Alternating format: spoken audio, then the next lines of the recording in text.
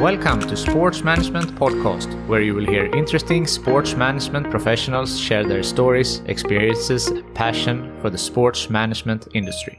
I am your host, Marcus Philipsson. Before introducing today's guest, I just want to give a shout out to another great sports podcast out there. It's called Sports for Social Impact. Sports for Social Impact seeks to explore and educate on the power that sport has to create a positive impact on society. Sports have a huge capacity to do good in our society. Harnessing that power and optimizing it to make the biggest impact possible is what they hope to discover, and trying to change the conversation on the role of sport in society. So check out Sports for Social Impact podcast. In other news, this episode is sponsored by InSport Education, the online business school for sport. Is it time for you to kickstart your career or take it to the next level? InSport Education offers a wide range of different courses, so head over to their website right now. Check the link in the description below, and as always, with the code SPORTSMANAGEMENTPODCAST10, you get 10% off all of their courses. Now, let me introduce today's guest. Today's guest is an award-winning leadership coach, author of the book Real Wins, a consultant, and an international speaker. She has been voted one of the UK's 50 most influential women in sport, and she is a globally recognized executive on conscious leadership, strategic partnerships, sport and development, and innovation, working across government, business, and charitable sectors. She's also a winner of the 2016 UK Precious Award for Outstanding Women in Sport, a Football Blacklist Award, and an esteemed National Changemaker Award. She's also a globally recognized executive on leadership, race equity, and sports for development. Welcome to Sports Management Podcast, Michelle Moore. Thanks so much for the invitation, Marcus. Brilliant to be here. I'm excited about our conversation. So am I. And that's quite a resume, and that's not even everything I think that you have done. Actually, I'm a leadership coach, so mostly the majority of my time is supporting people with their leadership development and growth, working across sport and local authority management. So I'm very excited to add that to my resume. And thank you very much. Yes, I have won a few awards along the way, and I'm very appreciative of all of that. And you also have some roles on some different board and commissions as well. That's right. So I have a number of different non-exec roles where I try to make my difference and challenge the status quo, and to use that kind of strategic space and as a point of, influence, but also to try and really kind of shift some of the landscape around redressing racial inequities as we see it through sport. Yeah, so you have a background in sport, in athletics. And then you have worked a lot in sports, as you have said, and I've said, and you wrote a great book, Real Wins. So a lot of the discussion today will be based on that. But if we start with how your journey began, so you were a runner?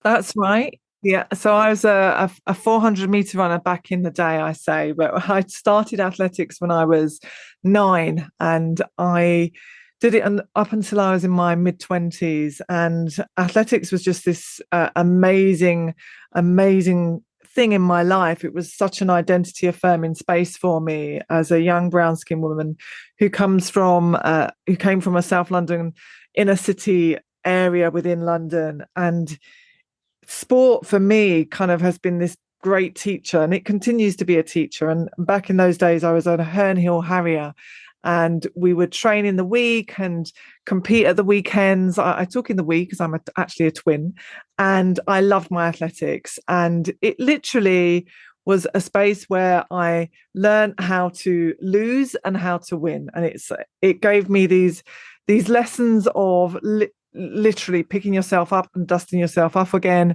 Every time you lost a race, I would still be turning up to training 3 to 4 times a week in the hope that I would win the next race, right? And so athletics continues to be a space which I just really kind of feel at home in all kinds of ways. And back in those days, it was a tough place growing up in South London, and I was a part of a mixed training group in terms of backgrounds, but predominantly black and brown young people in those groups. And I just always remember being feeling really, really safe and really supported in those spaces and having such a great time.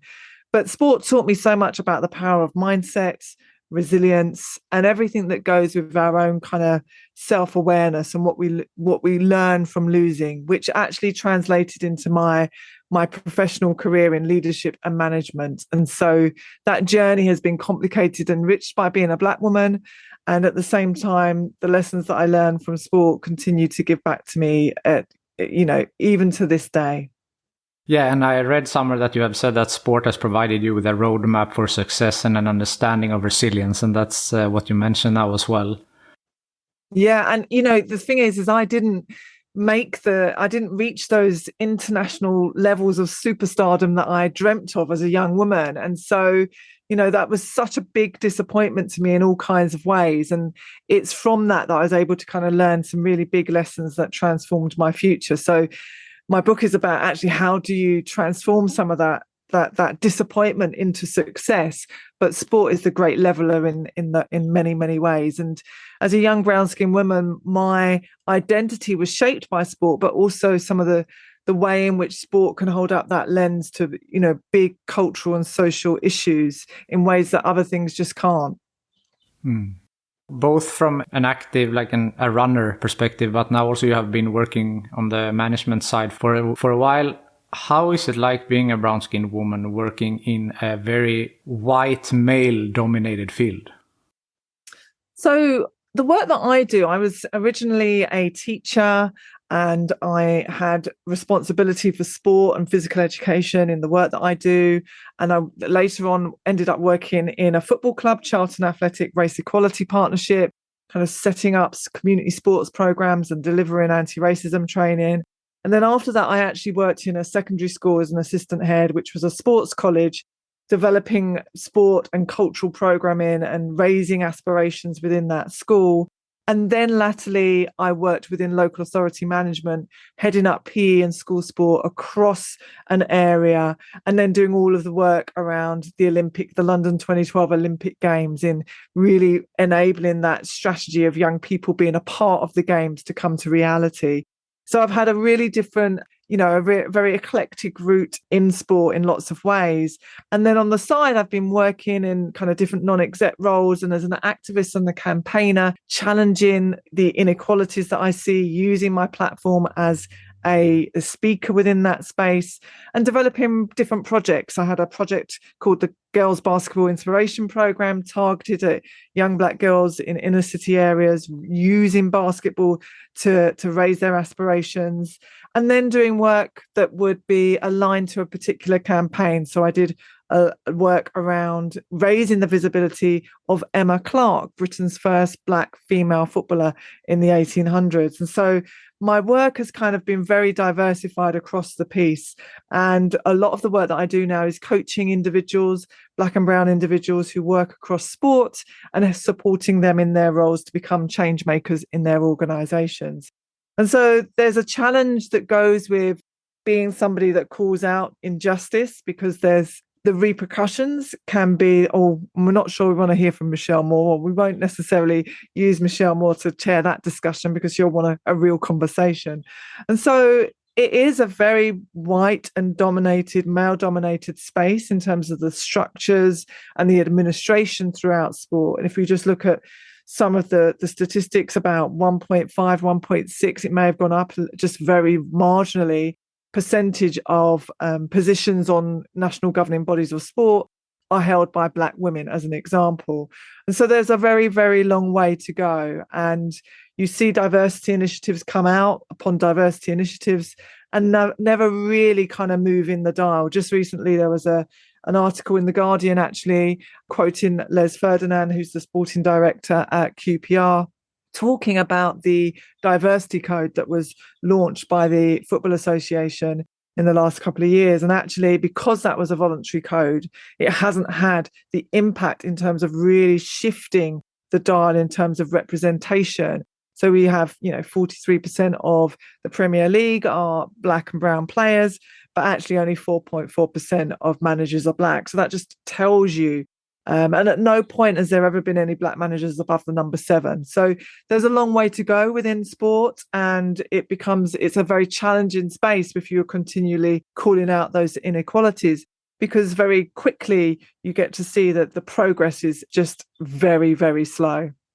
Yeah, and another sports stats that you shared in your book Real Wins is that there are 32 NFL teams, around 70% of the players are black. And only in the start of 2020 season, only 3 black head coaches, and there were only 2 black GMs.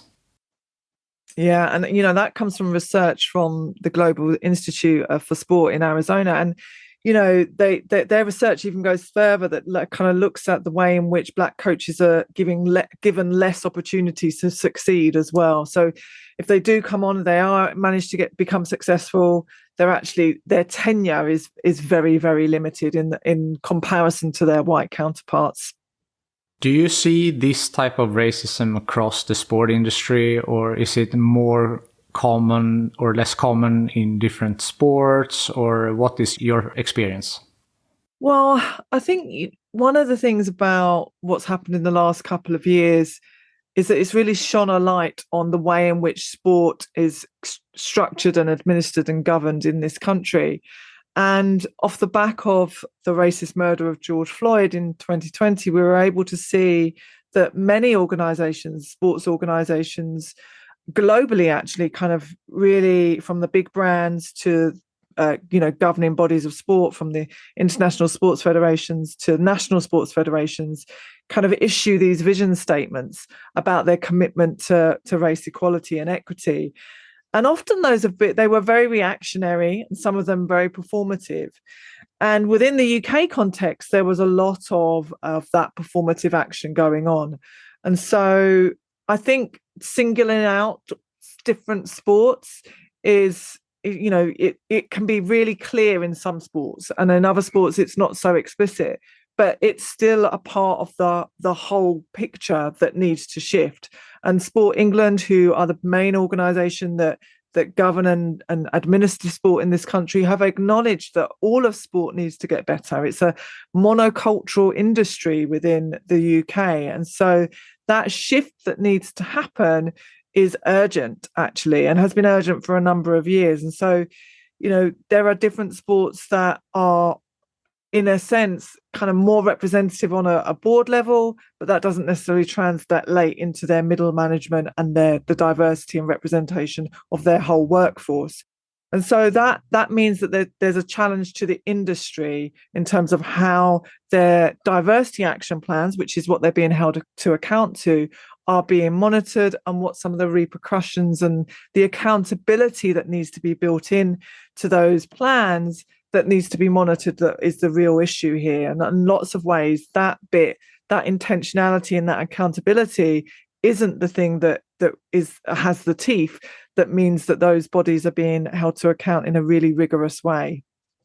Yeah, and I work in ice hockey, and ice hockey is one of the sports that has very little diversity. And that's something that, we work with all the time, and it's been more and more important lately, and trying to grow the game. There are different stakeholders in every sport, and everyone can do something. So there's a lot to be done, but it's also, I think, everyone can do something. No one can do everything, but I think that there is something that everyone can do in order to help out.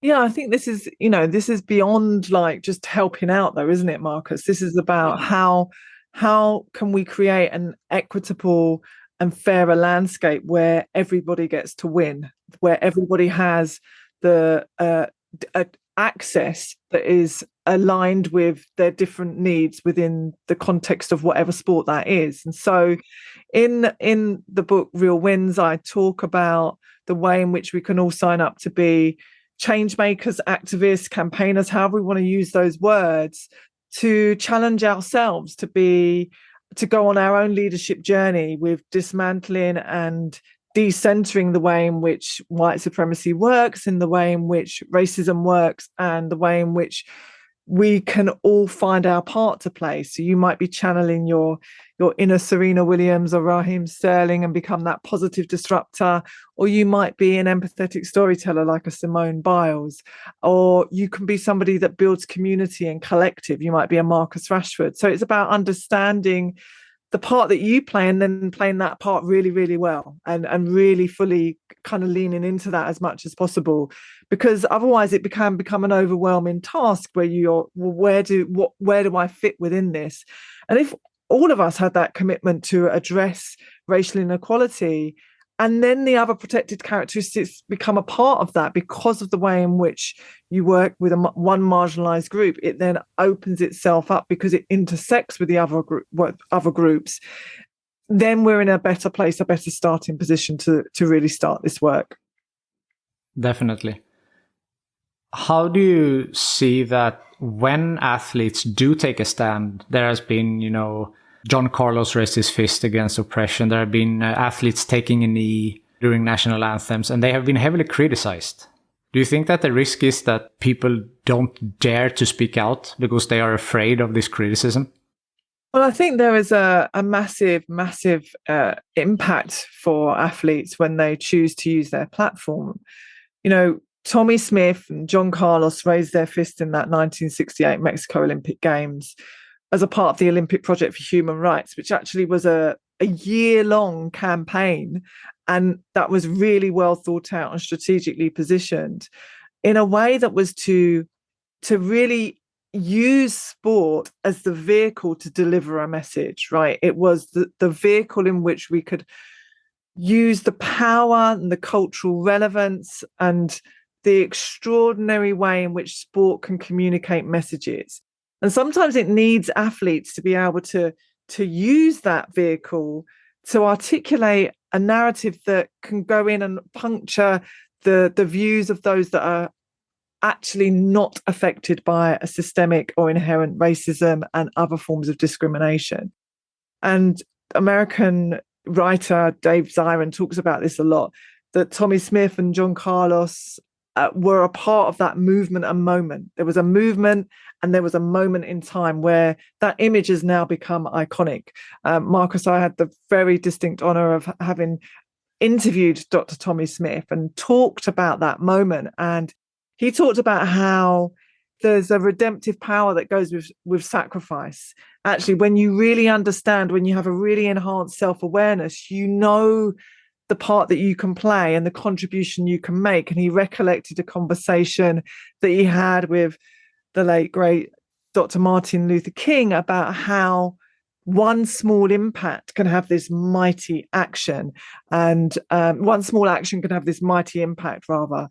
And that is really significant. It has really stuck with me in all kinds of ways, because very much so, the sports history that we see in activism has laid the path for the contemporary sports activism that we see today, from the likes of Colin Kaepernick to Serena Williams, to Alison Felix, to our very own here in the UK, Eniola Aluko, to Marcus Rashford, to Raheem Sterling. But they all face some kind of backlash to that, whether that be media vitriol or worse. And so athletes have to find the part that they play, which they're comfortable with actually being able to use and maximize whatever platform that is. And in the US context, there's a lot more kind of political support from advocacy organizations, from unions, whereas here in the UK space, we don't have that kind of infrastructure. So that you see the activism as very, very kind of limited in the ways that it is. And, it takes those athletes with massive profile to be able to really hold up a lens. And, it reveals that whole double consciousness that goes on with being an athlete in all kinds of ways. Because, Raheem Sterling can be calling out the media, but at the same time being cheered for scoring the goals and being booed for actually calling out the racial injustice that he's been experiences from the likes of the fans. And so there's this whole kind of contradiction that goes with the narrative of being an athlete, being a Black athlete, and wanting to use your platform to articulate the struggles that are affecting not only them as athletes in the game, but Black people across the country. So yes, it's hugely, hugely difficult. and there are massive consequences. But for me, it's always about some of those other stories, like Alice Dearing. She's a young Olympic swimmer, marathon swimmer, the first Black female swimmer to be an Olympic swimmer in this country. She set up the Black Swimming Association. She co-founded that organization to really challenge the stereotype that Black people can't swim. And so she is using her platform as an ambassador and a co-founder, but also kind of really channeling that into an organization that has been set up to create and increase opportunities and to, really fill that education gap around Black people and swimming and confront that stereotype. I mean, it's so important that these athletes are able to try to create a change without jeopardizing their career. Yeah, and often they can't in the way that they fully want to, because it affects decisions around selection. It affects decisions around how other athletes may, relate to them. There are all kinds of repercussions. And so it has to be done in a very considered, strategic way. And that's why what we saw after what happened in the racist killing of George Floyd was footballers coming together in numbers, and that collective identity made such a difference. However, keeping that going, keeping the issue of race equity and challenging racial inequality in the headlines, holding the organizations to account to make change is what the challenge is. Because it's not the responsibility of the athletes to fix the problem. It doesn't have to be the responsibility of the athletes to bring the issue to light, but actually they are doing so. And there's huge power in that, which is absolutely transformational in all kinds of ways. But they're making demands of the system to do better. And the system isn't doing any better. No. And I mean, yeah, they do it also because they have large platforms nowadays with social media, and they can reach out to a lot of people easily. So it's a good platform, but as you say, if no change is happening, then more needs to be done.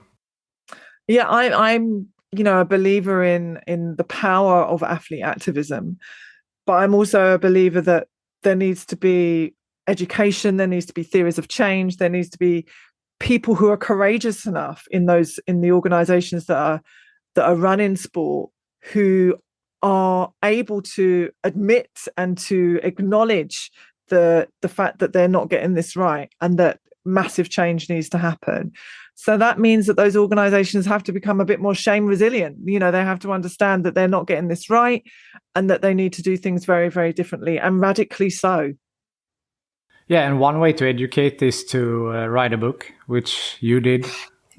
So you wrote Real Wins, which is great. I told you before that I listened to it on Audible. Wonderful. The audio version is great. So what inspired you to write Real Wins? So thank you very much for your support, Marcus, in listening to Real Wins. I have had really good feedback from the Audible. They did offer me an actor, but I said, no, I want to read my own words.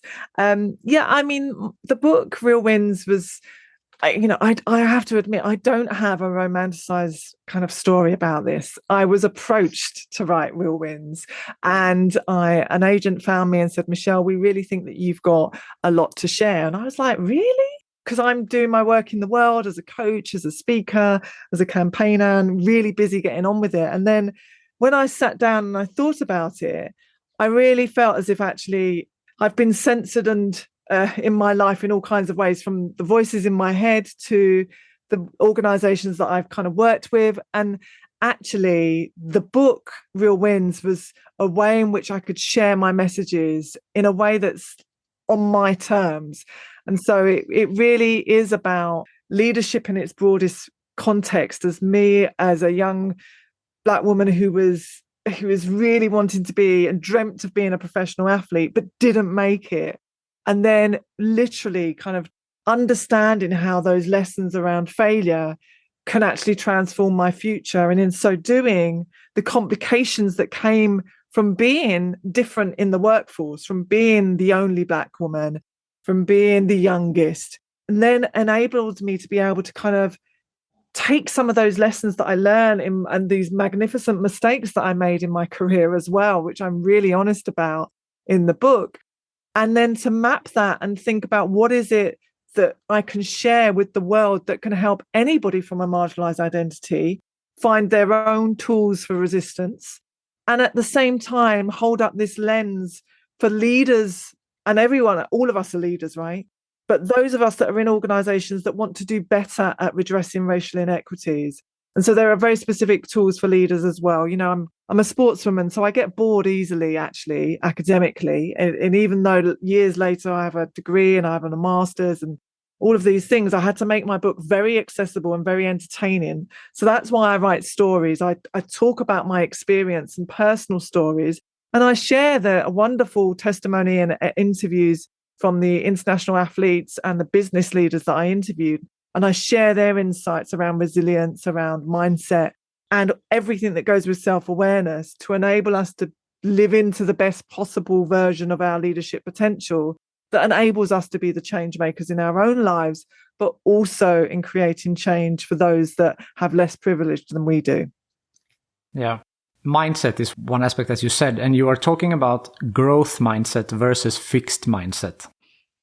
Yeah, so this is that whole concept of Carol Dweck, who's an academic, who talks about how our minds are, if they're in a growth mindset, and a lot of athletes have a growth mindset because they believe that their abilities are developed through their effort and that they're open to learning, right? That they're open to feedback and they see feedback as positive. Whereas if you have a fixed mindset, your mind is more closed and fixed, and you avoid challenges and you feel as if your abilities are very fixed, and you lack the confidence and the flexibility to adapt to new situations. And you see the world through this narrow lens, and you'll take that feedback as personal. Whereas through athletics, through sport, I've learned that the feedback is actually really critical to how I then win for the future. And I need that feedback. So that growth mindset can translate into any area of our professional life, right? It's really about how do we take and be open to learning, and therefore enables us to tackle and to solve problems. And that's what my work is around. It's around, taking that loss, that failure, that setback, that challenge, and actually being able to redefine success on your own terms, and learning from that challenge, learning from that loss in a way that's transformative. That's right. I've had this difficult time. I've been here before.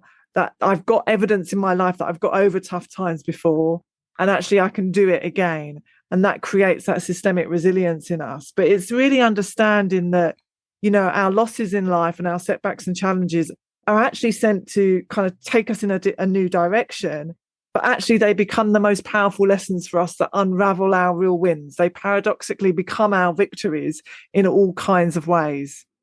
Is there a similarity between a fixed mindset and being in the comfort zone? Yes, there is a bit, but the comfort zone is really when we're in our comfort zone where we don't want to change. So yes, we're kind of doing things that come easily to us, that actually make us feel very safe. But we do need to be in the comfort zone at times, right? But we also need to be pushing ourselves into that zone where we are challenging ourselves, into our stretch zone, where we are learning things that are new, where we're out. Often some of our biggest personal growth can happen because we're putting ourselves in those situations where we do feel that level of discomfort. But we can't be in that all the time because we wouldn't be able to exist. So we need a level of the comfort zone. But the comfort zone kind of just keeps us still. It doesn't move us forward. And so we have to recognize when we've stayed in that comfort zone for too long and we need to move forward. And in my book, Real Wins, I talk about a particular role that I had, a job that I had in a particular organization. And I just stayed in it for too long, even though I'd been doing different jobs within that particular business. I realized that it was fear that was holding me back from trying something new because I was comfortable. I had status, I had a really good wage. And actually, I always had this sense of there's something more. And I had that sports mindset of understanding that I wanted to get more out of myself. And that meant that I was able to kind of recreate what that looked like for myself over a period of time and make that transition and make that move.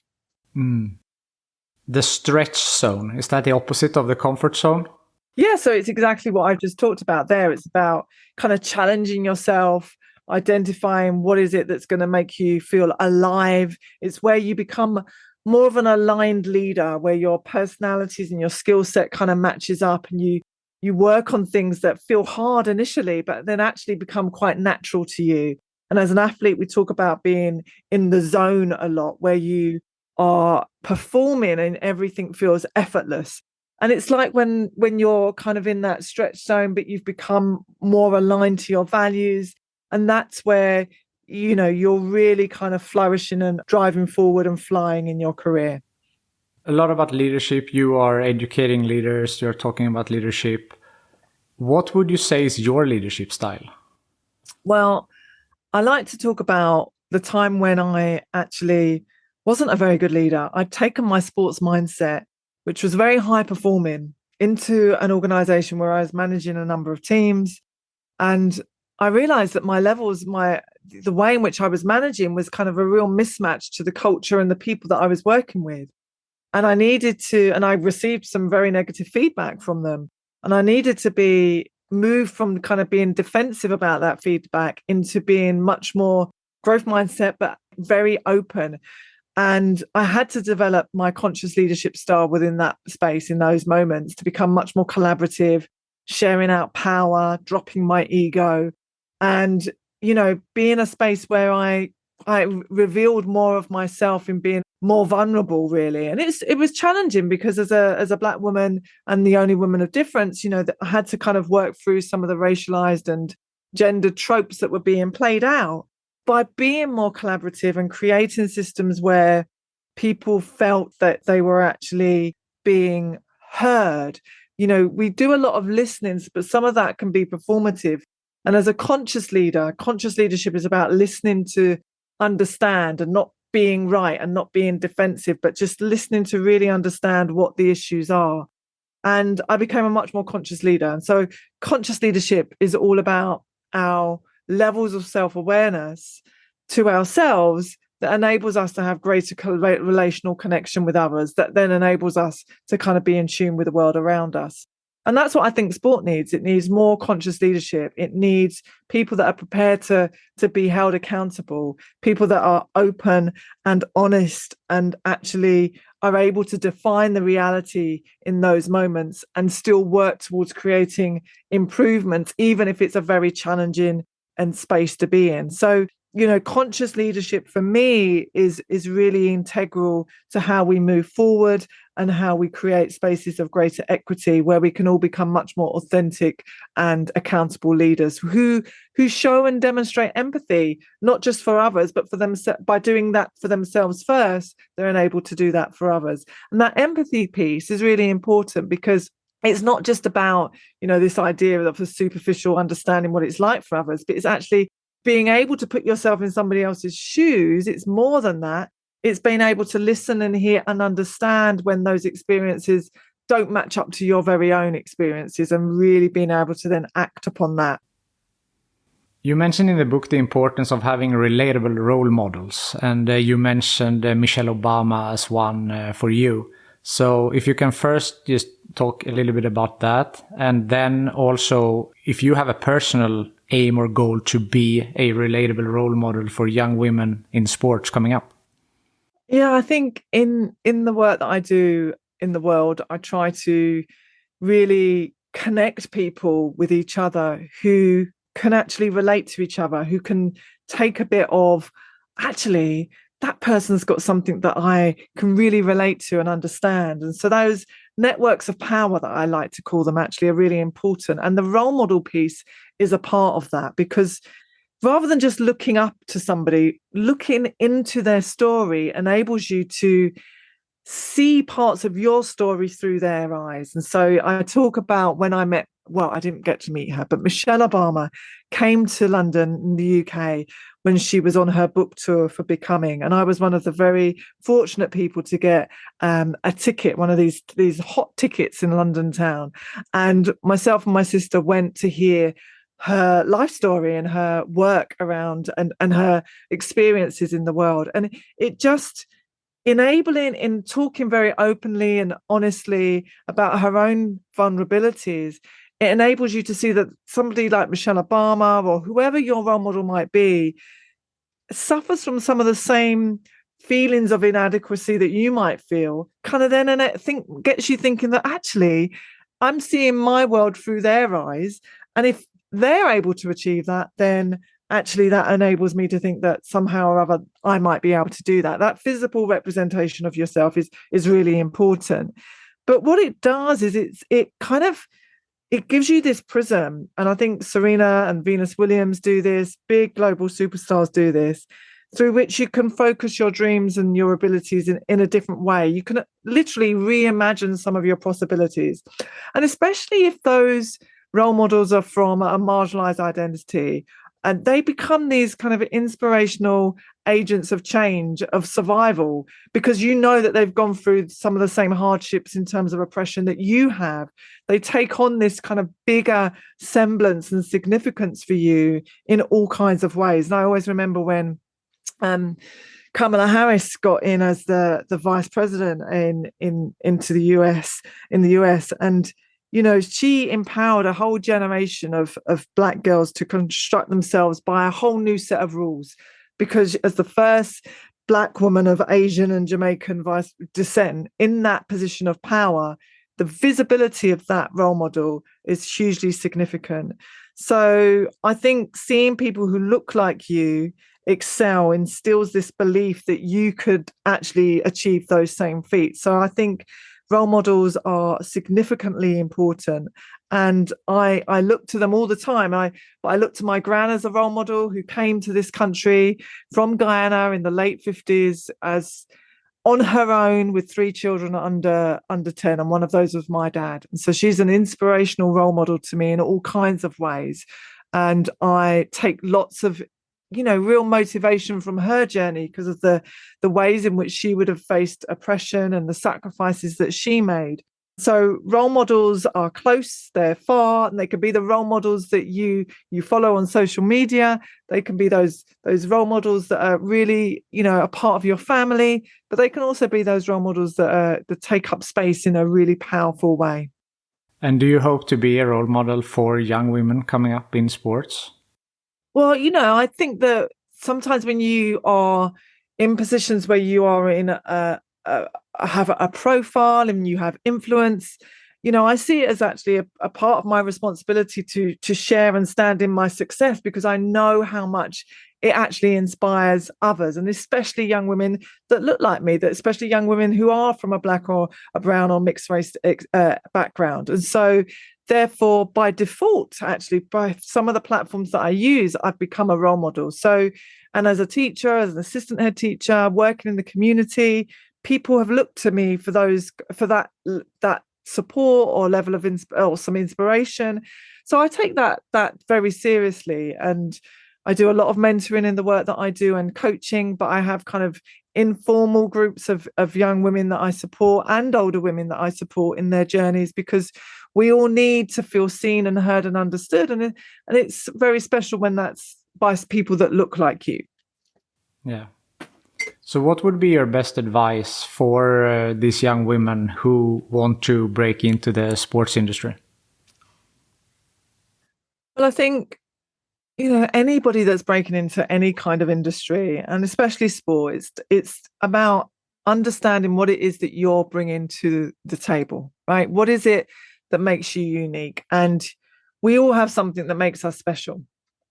But it's really being realistic about the industry that you're walking into, and having a set of your own values by which you operate by, right? And sometimes those values are in a misalignment with the ecosystems or the business spaces or the charitable spaces that we find ourselves in.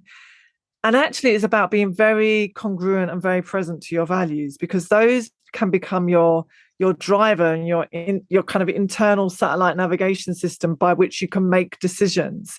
And sometimes we stay in organizations where there is that values misalignment because we are committed to delivering a particular program or a particular initiative or doing a particular piece of work that we know is going to have impact. And whilst you're there, you know that you'll need the tools to manage this kind of misalignment.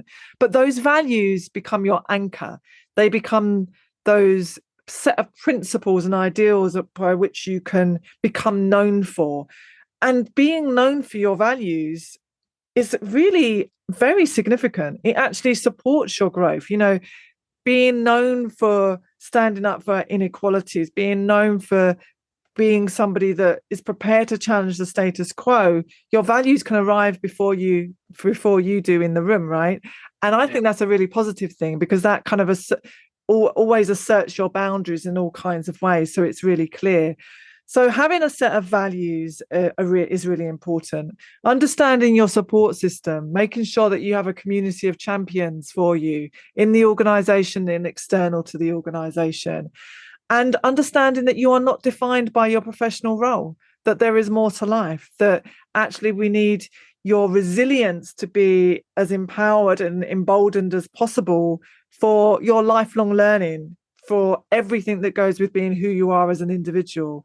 And that comes down to your daily practices of self-care, but also what do you want your life to look and feel like. And it's not just defined by your professional role. That's great advice. Thank you, Marcus. I'm glad I've got your approval. Approaching the end here, is there something that I haven't asked you yet that you want to mention? I think there's something linked to that idea of, your values. It's about defining success on your own terms, so organizations have your name written across their strategic plans, or this person's responsible for this KPI, this key performance indicator, or this or that. And actually understanding what success looks like for you. And it might not be climbing that ladder. It actually might be this beautiful, enriched life of travel, of work, of all kinds of different things. But taking the time to figure that out. Because when we don't do that, we then are in situations where we just react to what's happening in our lives rather than being really intentional, so that we can be responsive to the opportunities that come along. So that actually you think, well, that doesn't align to my values, and this is what I want my life to think and feel like. And if we don't do that, we can also become, in kind of conscious and unconscious ways, just fitting into the constructs of society and the kind of societal norms that are out there. And one of the things that I've learned along my journey is that actually I get to reimagine and redefine my success and possibilities for my life outside of those norms, so that I'm not marginalized by the constructs of racism and sexism and misogyny and what the ideal would be for a woman of my particular age to be married and have children. I'm not buying into those definitions, but that's because I've been intentional about what I want my life to look like and feel like, and what success looks like for me. And so I think that would be some of my kind of advice to others, really, around being very conscious and very intentional around that. And sometimes we think we've got a lot of time, and we do have time, right? But what it is it goes quite quickly, and we need to figure out the biggest impact that we can have for ourselves and others. And when we do that conscious thinking, actually that can just accelerate our professional and personal growth in all kinds of ways. The last question that I ask everyone is, if you could choose the next guest on this podcast, who do you think that I should talk to? Oh, right. Did someone mention my name then, Marcus? I don't think so, actually. There you go. I caught you out on that one. I caught you out. Yeah. I think that you should talk to a number of people, actually. There are lots of people that I could talk about, but Hayley Bennett is one of my mentees and has been working in sport and diversity and equity and inclusion for a number of years. And she has a wealth of experience and expertise. And I think she would be great on your podcast. And so she might be somebody that you'd want to talk to. There are all kinds of people that work in the industry to make a difference and change. So I don't think it's hard for you to find those people. But Hayley Bennett would be a recommendation. I will try to make that happen. Michelle Moore, thank you so much for taking the time to be on the Sports Management Podcast. Thank you very much for having me, Marcus. It was a great conversation. Thank you for listening to the Sports Management Podcast. Please hit the subscribe button so you don't miss out on any upcoming episodes. Also, feel free to leave a comment about what you thought about this episode. If you want to get in contact with me, send an email to sportsmpodcast@gmail.com or hit me up on Facebook, Twitter or Instagram @sportsmpodcast.